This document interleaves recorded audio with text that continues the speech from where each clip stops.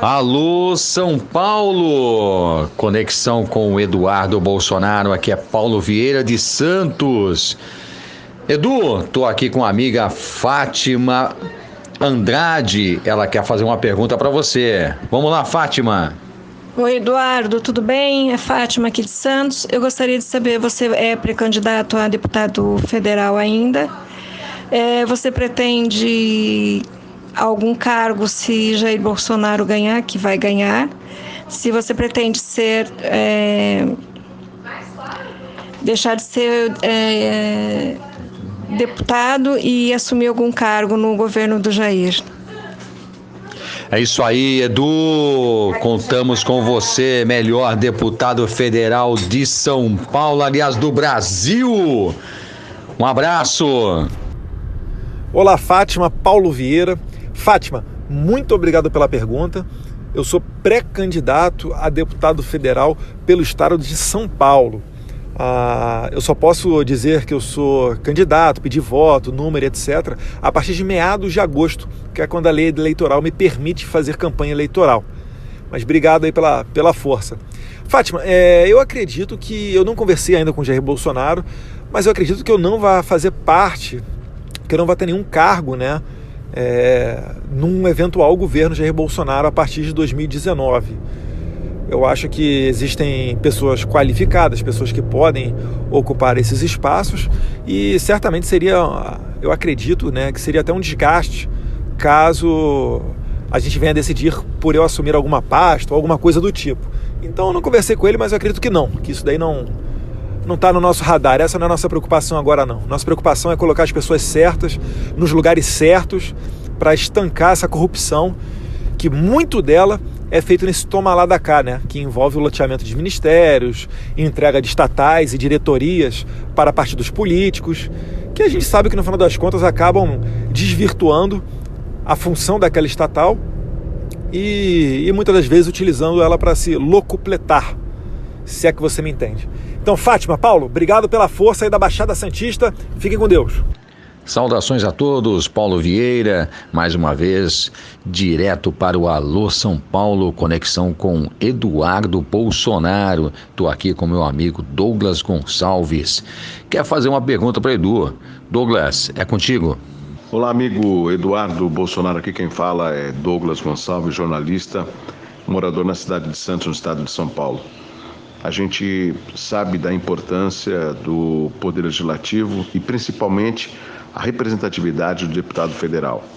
Como que um deputado federal eleito pode lutar pela sua região? Porque muitas vezes nós vemos problemas localizados nos municípios, mas não vemos a participação dos parlamentares atuando efetivamente nesse município. Você é um deputado federal e, acredito, vai tentar a reeleição. Sendo reeleito, como nós podemos ter a sua representatividade na nossa região metropolitana da Baixada Santista, que clama de representantes fortes para olhar pelo litoral do estado de São Paulo? Um abraço e obrigado pela oportunidade. Fala, meu amigo Paulo Vieira, meu camarada da Baixada Santista. Douglas Gonçalves, obrigado pela pergunta. Douglas, nós aqui como deputados federais, a nossa atribuição típica, né, a principal, é a de legislar, é de fazer leis. E como nós somos deputados federais, nós fazemos leis para todo o Brasil.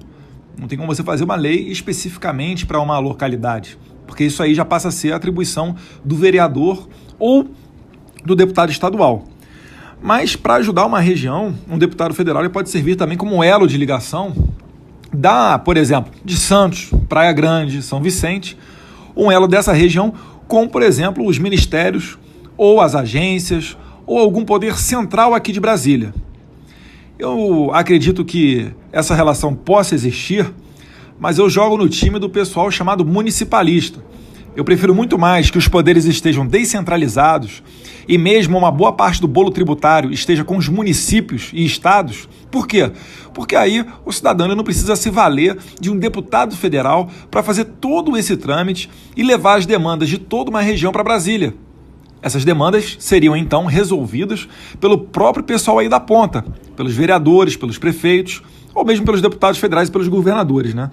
Mas A ideia é mais ou menos essa. Além disso tudo, uma outra atribuição que nós temos aqui são as chamadas emendas ao orçamento. O que são as emendas ao orçamento? É feito um cálculo em torno de, mais ou menos, isso quase sempre dá em torno de 12 a 14 milhões por ano. É o que todo deputado federal tem para fazer emendas ao orçamento. Então, por exemplo, precisa construir uma quadra poliesportiva, a prefeitura está quebrada ou a prefeitura te pede um apoio. Você vai lá, destina 500 mil, 400 mil, o quanto for necessário para a construção dessa quadra, destina para que a prefeitura o faça. Ou então fazer como eu faço, eu gosto muito de incentivar projetos do esporte, colocar em programas das Forças Armadas, para levar a molecada para dentro do quartel, para ter um pouquinho de aula de disciplina, transmissão de valores. Você pode ajudar as santas casas locais, que prestam excelente serviço também.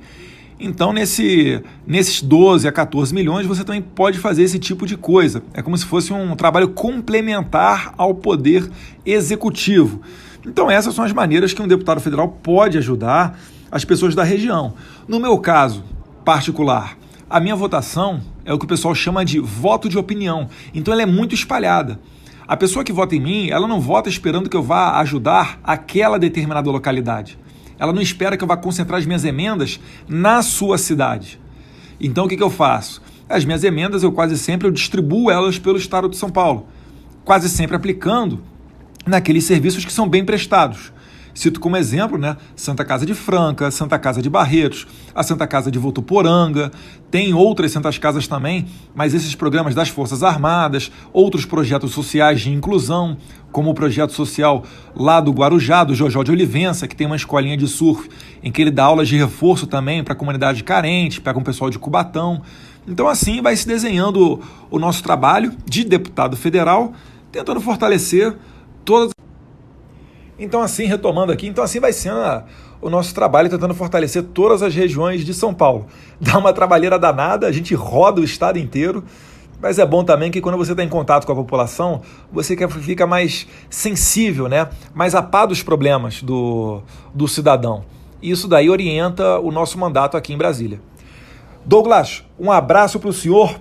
Paulo, fica com Deus, até daqui a pouco. Alô São Paulo, aqui é Paulo Vieira, direto para a conexão com Eduardo Bolsonaro, nosso deputado federal. Estou aqui com o amigo Rodrigo. Rodrigo, uma pergunta para o Edu. Bom dia, Eduardo Bolsonaro. Meu nome é Rodrigo Cazon, falando de Santos. E eu gostaria de aproveitar a oportunidade e perguntar como fazer para governar sem aliança com os corruptos. Como fazer para governar sem o famoso toma lá da cá que hoje é estabelecido e mais do que conhecido por todos de que a Casa das Leis só funciona hoje na base do toma lá da cá. Como governar sem fazer aliança com esses corruptos? E aproveitando a oportunidade para parabenizar você, Eduardo, pelas críticas que vem recebendo da revista Isto É, da Veja, das fake news, porque se você vem sendo criticado é porque está no caminho certo. Um forte abraço a todos, boa sorte nas eleições. Brasil acima de tudo e Deus acima de todos. Muito obrigado. Fala Paulo Vieira, prezado Rodrigo Cazon, obrigado pelo elogio. O senhor tem razão, a depender de quem está nos criticando, a gente de fato entende como sendo elogio. É o reconhecimento do serviço bem feito. E eu não me incomodo nem um pouco, às vezes, com determinadas críticas, Na verdade, são ataques fantasiados de críticas. Porque isso aí, na verdade, só vai engrandecendo e mostrando o nosso trabalho. Jair Bolsonaro está aí para provar isso. Batem nele. O resultado foi o quê? Que deram cada vez mais notoriedade para o deputado Jair Bolsonaro. Como é que se faz para governar sem fazer aliança com os corruptos? Prezado Rodrigo, primeiro, o ideal seria que os corruptos não viessem aqui para casa. A gente sabe que é uma questão difícil, nem toda a população consegue ter a mesma noção do que representa um voto, mas o presidente ele tem que governar com a casa que está aqui. A gente entende que essa questão do toma lá da cá é um tipo de política que está esgotada. E muitos deputados aqui dentro da casa também entendem dessa maneira. A gente fala, o Brasil está num momento de crise. onde faz-se necessária uma reforma da Previdência, uma reforma tributária, uma política de ajuste fiscal, apertar um pouquinho os cintos também, corte de privilégios, redução de cargos comissionados, redução de ministérios. Então, nesse momento, eu devolvo a pergunta para o senhor. Qual deputado ou qual partido vai querer assumir, por exemplo, o Ministério dos Transportes se não vai ter dinheiro para colocar aí 1 centímetro cúbico de massa asfáltica? É uma questão complicada também. Então, aqui dentro, acho que até a maioria dos, me arrisco a dizer que a maioria dos deputados tem essa consciência. Como é que a gente acredita que seja uma forma de você fazer uma nova política sem o tomar lá da cá? E é isso que a gente tem levado nessas reuniões periódicas que eu, o Jair Bolsonaro, a gente tem feito com grupos de 10 a 20 deputados, entre cafés da manhã, almoços, a gente tem feito esse tipo de reunião. A gente fala com eles, olha só, por exemplo, vamos lá no Mato Grosso do Sul, foi eleito um deputado que representa o pessoal do agronegócio no sul mato-grossense.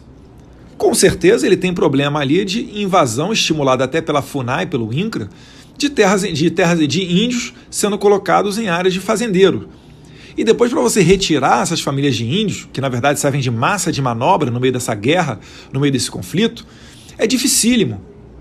Por vezes o proprietário da terra ele até consegue a reintegração de posse na justiça. Mas como os direitos indígenas são da atribuição da Justiça Federal, quem tem que fazer a reintegração de posse é a Polícia Federal. E muitas das vezes ela não tem um efetivo para fazê-lo. Ela precisa chamar a Polícia Militar. E, como a política durante o governo Dilma Rousseff, ministro da Justiça José Eduardo Cardoso, o que eles faziam? Eles não permitiam que se chamasse esse apoio da Polícia Militar ou de algum outro órgão de segurança que pudesse fazer essa reintegração de posse. Aí a gente volta lá a perguntar para o senhor, será que se o presidente estiver disposto a resolver esse problema das questões das áreas indígenas, junto à FUNAI, junto ao INCRA e etc., será que ele não vai ter o apoio desse deputado? Será que esse fazendeiro, que é a base desse deputado, não vai falar para ele, poxa, pode dar o positivo lá, pode fazer parte da base do governo Bolsonaro que está mandando bem, está resolvendo meus problemas? E eu citei o exemplo do agronegócio, mas tem diversos outros. Tem causas ambientais, poxa, tem construção de obras, rodovias, em que as Forças Armadas, o pessoal da engenharia poderia ser muito bem empregado, porque é mais difícil de você encontrar esquemas de corrupção. E assim é uma maneira de você ir fazendo governo.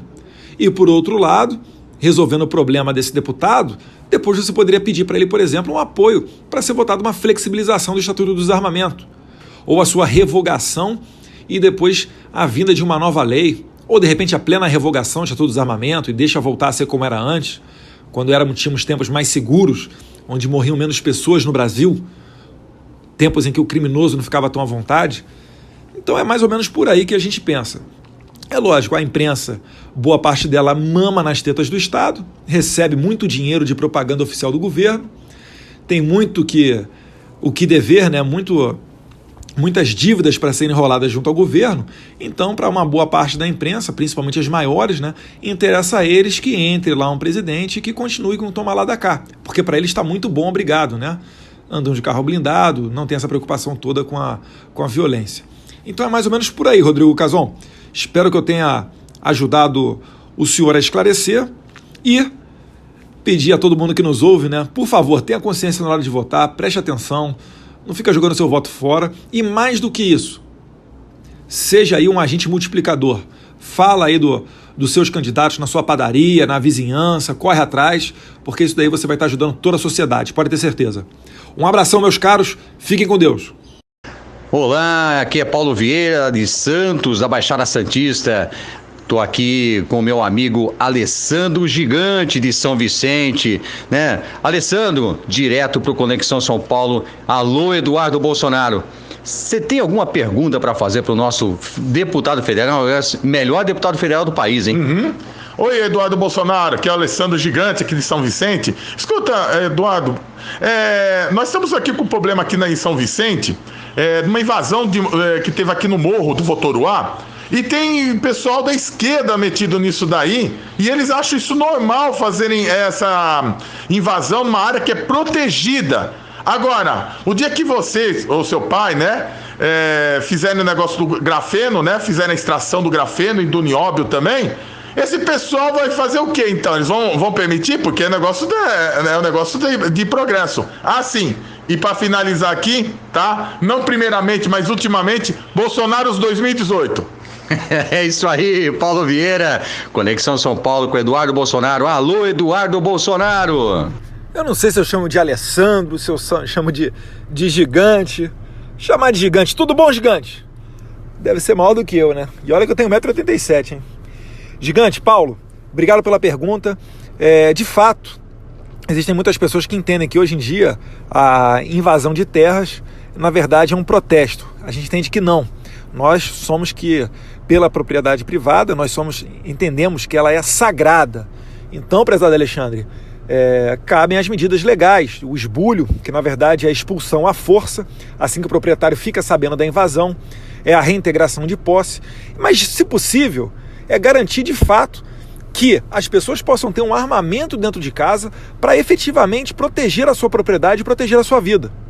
Eu acredito que um celular, ou uma casa, um carro, qualquer bem, ele não vale mais do que a vida de uma pessoa. É por isso que eu não pego a minha arma e saio metendo cano na cabeça de cada pessoa para tomar o carro dela, tomar o celular, a bolsa e etc. Mas, se o invasor, se o ladrão entende que a vida dele vale o risco dele tentar tomar o meu carro, aí ele é que está assumindo o risco de morrer.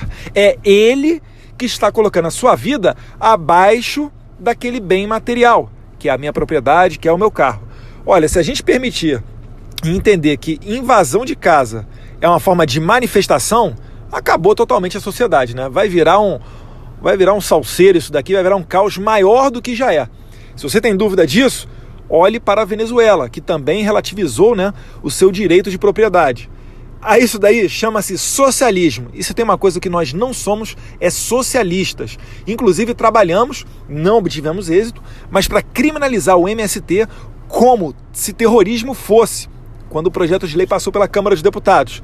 Certamente, esse tema vai voltar à baia de novo em 2019 e, se Deus quiser, a população da Baixada Santista, de São Paulo e do Brasil inteiro vai eleger deputados federais e senadores que estão condizentes com o nosso tipo de pensamento. Perfeito? Gigante, um forte abraço para você aí. Paulo, obrigado pelas perguntas e fica ligado aí que mais cedo ou mais tarde tem mais Alô São Paulo. Fiquem com Deus.